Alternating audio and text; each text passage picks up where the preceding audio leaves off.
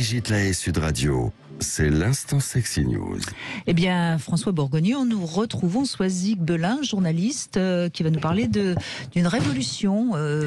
Mais c'est pas dans la rue. Hein. Non, c'est pas dans la rue. C'est sous la couette. C'est plutôt ça, effectivement.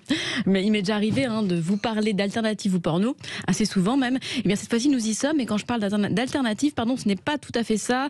Disons que c'est toujours du porno, toujours des films pour adultes, mais c'est le format qui change, le contenant et donc par ricochet le contenu, et ça bouleverse à peu près tout.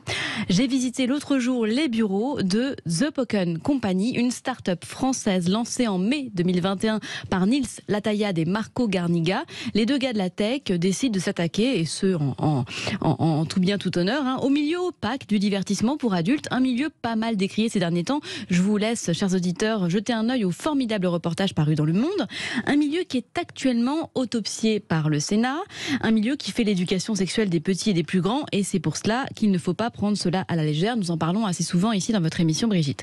Donc, Nils et Marco se sont associés à une figure du porno, Fred Coppola.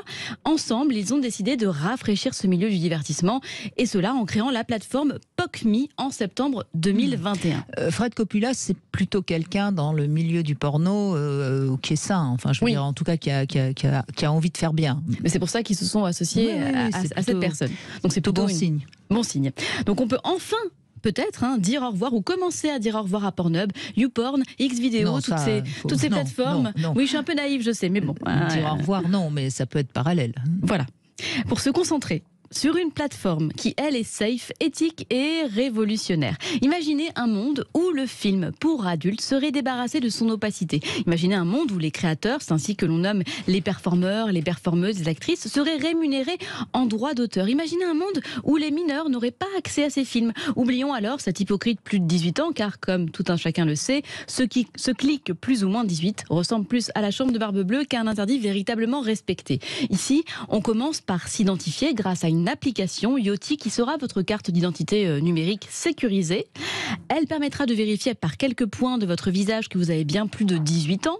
À partir de là, on achète des tokens. Alors, le problème de ce système, c'est qu'il y a des gens qui auront peur qu'on les...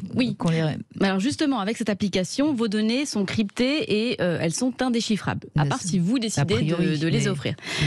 Ils s'engagent là-dessus quand même. Oui, mais je suis sûre qu'ils s'engagent là-dessus, mais je connais assez ce milieu pour savoir qu'il y a énormément de gens qui, par peur d'être répertoriés, n'accepteront pas de montrer. Je pense que là, il y a dire que ça crée une barrière en fait dès le départ. Oui, là, je pense qu'il y a une erreur commerciale.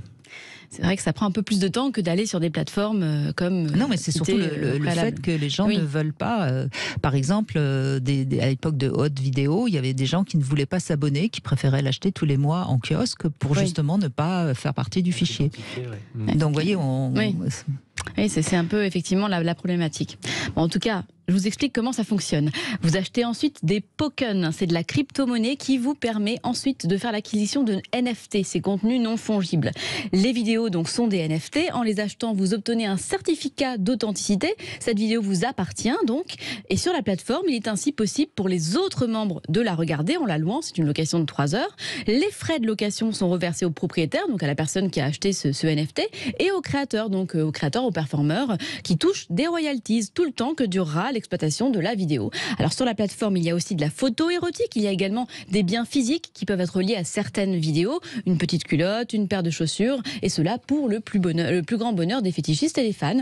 On écoute Marie Lermite, c'est la directrice juridique, nous expliquer en quoi POCME vient rafraîchir cette industrie. Finalement, POCME rafraîchit l'industrie dans la mesure où on apporte un cadre qui est peut-être plus sécurisant, plus sécurisé. En utilisant des technologies d'identification des créateurs, on limite quand même largement les risques d'images ou de contenus illégaux. Et puis, grâce au NFT, on permet, comme je vous disais tout à l'heure, aux créateurs de garder le contrôle sur leur contenu et de bénéficier directement des fruits de leur travail et de leur création. Donc ce cadre finalement va également rassurer les utilisateurs qui vont pouvoir consommer, je l'espère, en toute bonne conscience, du contenu tout à fait légal. On souhaite vraiment faire en sorte que la consommation du divertissement pour adultes se fasse dans un cadre bienveillant où les gens soient à l'aise dans leur consommation et à l'aise dans leur création. Et pour ça, il faut donner un cadre sécurisant. Consommer en bonne conscience, regarder du porno en sachant que les personnes qui nous auront permis de fantasmer sont consentantes, qu'elles font ça pour le plaisir, qu'elles sont payées. Finalement, cela permet de déculpabiliser les voyeurs et cela permet aux créateurs d'être reconnus comme de véritables travailleurs. Aujourd'hui, une autre chose est assez problématique et complexe, c'est la question de la e-réputation et des vidéos qui appartiennent à vitam aeternam aux producteurs et qui peuvent être visibles 10, 20, 30 ans après leur première diffusion. Avec POC.ME, et c'est là une énorme révolution, il y a la prise en compte des changements de vie, du poids que peuvent avoir certaines vidéos et le contrat de départ permet d'établir un temps d'exploitation du NFT au-delà duquel il sera retiré de la plateforme.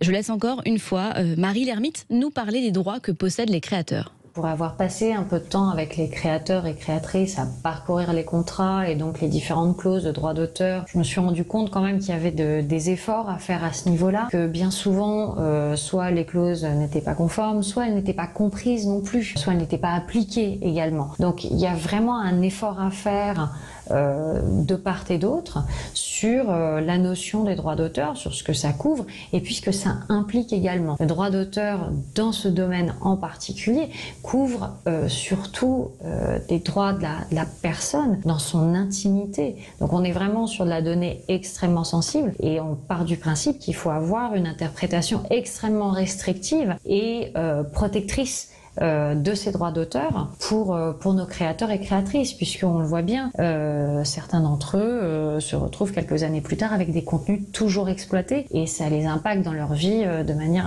assez insupportable. Donc il faut pouvoir agir et c'est là où les NFT entrent en ligne de compte et c'est là où en formalisant vraiment dans l'intérêt aussi des créateurs, on peut avoir un impact dans cette industrie. Voilà Brigitte, une petite news qui met du baume au cœur parce que pour les avoir rencontrés, les personnes qui travaillent sur cette plateforme sont en plus d'être qualifiées véritablement investies d'une mission, celle de remettre du plaisir et de la joie là finalement où elle se doit d'être. Oui, c'est plutôt sympathique et on leur souhaite bonne chance. Oui, absolument. C'est le début. Voyons combien de temps ça prend effectivement pour que les gens migrent de certaines plateformes à d'autres, testent.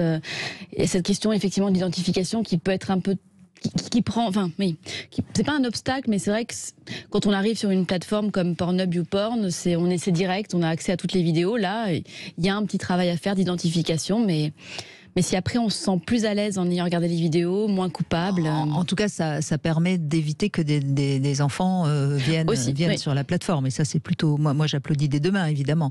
Je dis juste que ça peut, sur un plan commercial, être un handicap pour eux. Mais sinon, bien sûr que c'est une bonne idée. Merci, Soisy Belin, de cette bonne nouvelle.